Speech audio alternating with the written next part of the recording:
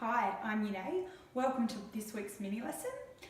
This week you may have already engaged with readings and materials relating to handling violent behaviour in the classroom, dealing with bullying, supporting agitated students, and also supporting students to manage their anger.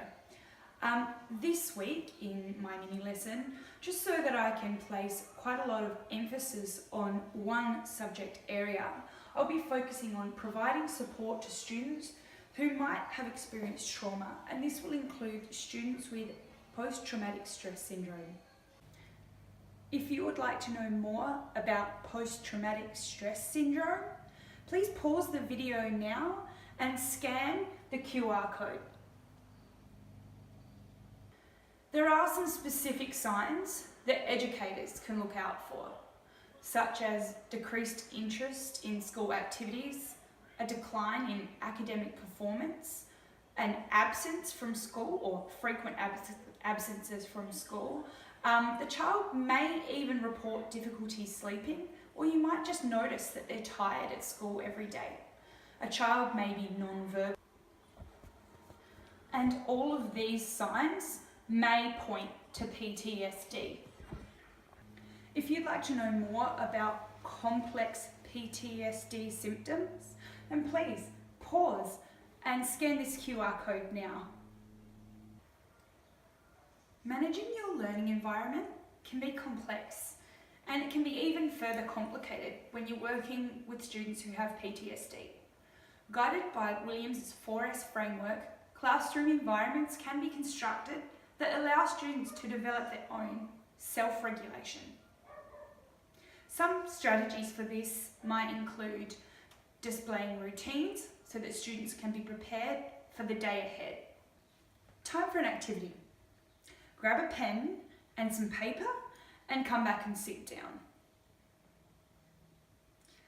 Now I want you to think about your last placement. Was there a routine display? Maybe it was on the blackboard. Maybe the students had their own copy on their desk, or maybe it was only in the teacher's diary. If there was not a routine display, then how do you think this affected the class's transitions?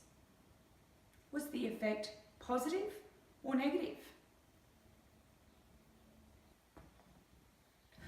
On your paper, jot down a rough example of the routine in your placement classroom. Now, thinking back, could you have made any changes to these transitions to help you manage the learning environment more effectively? Just jot down your ideas.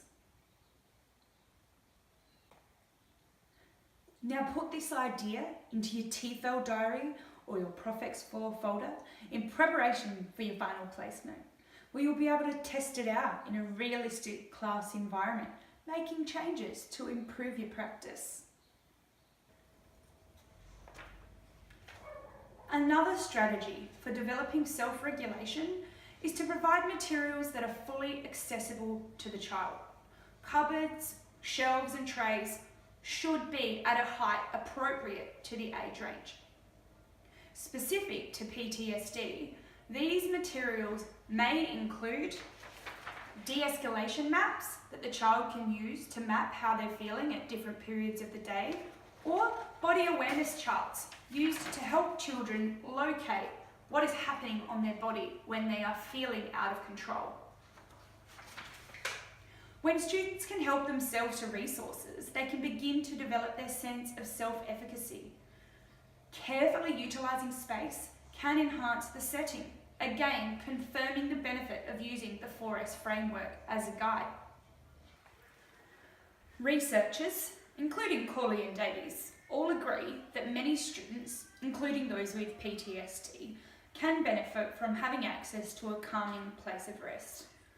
As supervision is crucial to the management of your learning environment, sending a student out of the class for a break is just not ideal.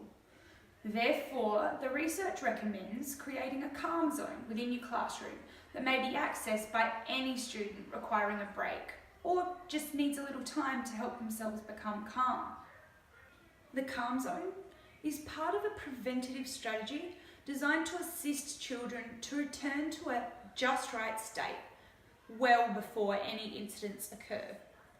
To avoid any student being socially affected by their use of a calm zone, it's essential that it's open for use by all students. The zone might include tools to help your students relax and manage their emotions. Tools such as problem scales, ranging from tiny problem to a huge problem, where students can take some time to think about their problem and how much of a problem it really is.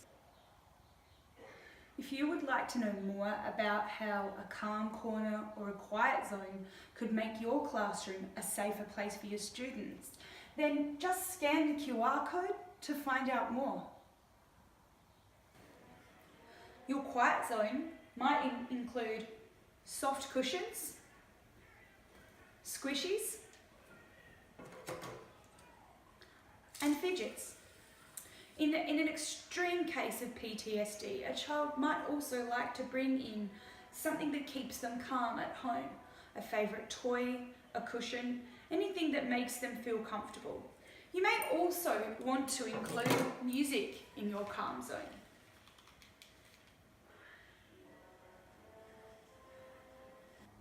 If you think you could use the zones of regulation in your classroom or calm corner, then click on the QR code to find out more about it. Developing your knowledge and skills and approaching your learning environment with a positive and professional attitude is essential. Groundwater Smith, Ewing and Le Cornu suggest that the way educators manage their space will affect teaching and the way students learn. Bringing the course values and principles into the heart of your classroom will enable you to create an engaging atmosphere and a feeling of safety. It is difficult to foresee which behavioural issues you may face in your own professional practice. An open mind will help you in your beginning years.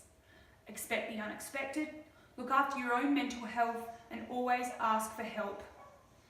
And always remember, managing your learning environment inclusively will be to the benefit of all.